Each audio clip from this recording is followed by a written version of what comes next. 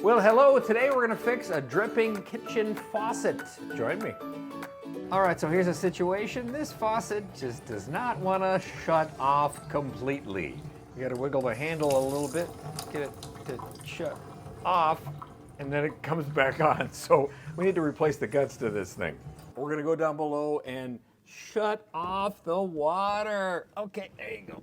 First, you should find out who made the faucet, and usually it's printed on the bottom. Down here, you can't see it very well, but this says Delta. I'll put a link in the description below.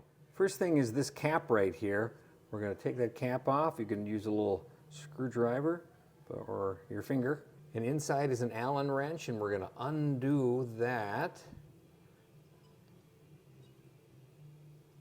and pull it off.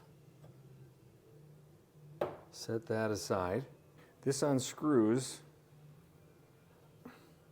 Sometimes you can get it off by hand, but sometimes a wrench. See? Set that aside.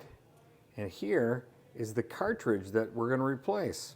So there's the old one, and here's the new one in the box, RP50587. I'll put a link in the description below. So there's a couple of little knobs on the bottom.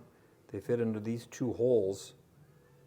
Okay, so you can't really goof it up like that. Boom. Make sure they get in those holes. Put the cap back on.